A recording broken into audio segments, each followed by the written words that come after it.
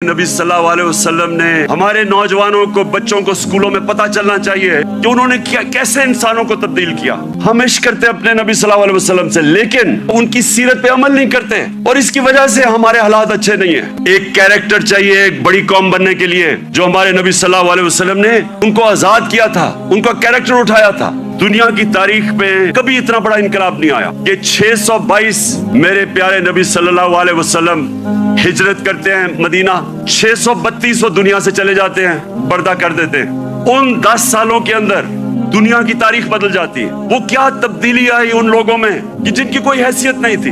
2 super powers, एक मगरिब में और एक मशरिक में, 10 सालों में ये कौम बदली और इन्होंने दुनिया की इमामत की। कुरान में अल्लाह कहता है, मैं कभी किसी कौम की हालत नहीं बदलता जब तक वो कौम खुद अपनी हालत बदलने की कोशिश नहीं करती। वो कौम की हालत बदल गई क्योंकि लोगों ने अपने आप को बदल लिया और लीडर्स बन गए।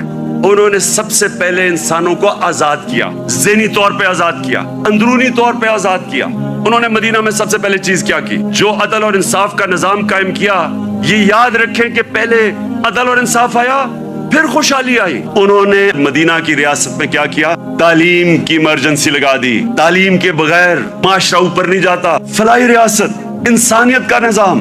दुनिया की तारीख में पहली दफा उन्होंने एक फलाई रियासत बनाई। अल्लाह ने खिताब मेरे नबी सल्लल्लाहु अलैहि वसल्लम को रहमतुल आलमीन का था। सब इंसानों के लिए रहमत बन के आए थे, जिस तरह मेरा रब रब्बुल आलमीन है। जो मिसाक मदीना चार्टर, मदीना का जो चार्टर था, जो पहली कॉन्स्टिट्यूशन थी, इसमें इंसानों को इकट्ठा किया गया। लीडर की निशानी होती है कि लोगों को, इंसानों को इकट्ठा करता है, तकसीम नहीं करता। लेकिन इसका एक और भी मतलब है, जो भी माशरा मेरे नबी सल्लल्लाहु अलैहि वसल्लम के अहकामात पे चलेगा, जो भी उनकी सीरत पे चलेगा, वो मुसलमान है या नहीं है, अल्लाह की उनकी बरकत आ जाएगी उनके ऊपर, क्योंकि वो रहमतुल आलमीन थे। आज इस मुबारक दिन पे गौर और फिक्र करना है कि हमने कैसे इस कौम को उधर पहुंचाना है जिसके लिए यह मुल्क बना था।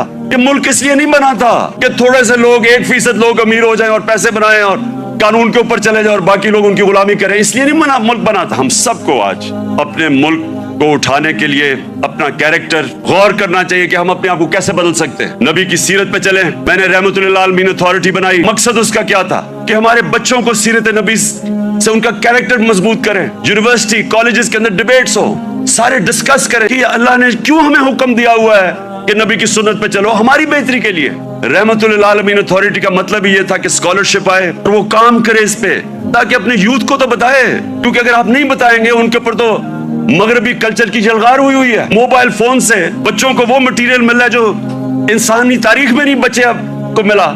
तो जब तक आप उनको सीरत नबी से उनको मजबूत नहीं करेंगे, वो कैसे, ये जो इतना ऑनस्लॉट है एक वो कल्चर का जो बिल्कुल मुख्तलिफ है हमारे दीन से, हमारी तारीख से, हमारे कल्चर से, वो कैसे मुकाबला करेंगे उनको जब तक उनको आप मजबूत नहीं करेंगे। वहां तो जो कल्चर आ रहा है टेलीफोन से, मैं अभी आपको बता देता हूं, वो ये कह रहा है क्योंकि टेक्नोलॉजिकली वो इतने आगे निकल गए हैं, इसका मतलब हर चीज में वो आगे हैं, इसका मतलब हमारा दीन भी आउटडेट हो चुका है, हमारा कल्चर भी आउटडेट हो चुका है। वो बेचारे उनको कॉपी करना शुरू कर देते हैं बच्चे, और गलती हमारी है क्योंकि हम उनको बता ही नहीं सके कि दूसरा हमारा है क्या, जो इल्लामा इकबाल कोशिश करते रहे। तो ये रहमतुल आलमीन अथॉरिटी का मकसद ही ये था कि हम अभी से अपने बच्चे, कॉलेज स्टूडेंट्स, यूथ, उनको तैयार करें। 21वीं सदी में आपने कैसे फेस करना है दुनिया को। अपनी सारी यूथ को कहता कि अगर हमारे अभी तक हमारे एजुकेशन सिस्टम आपको तालीम नहीं दे सका जो आपको मिलनी चाहिए, और इंशाल्लाह हम जब भी वापस आएंगे और अल्लाह ने जब किया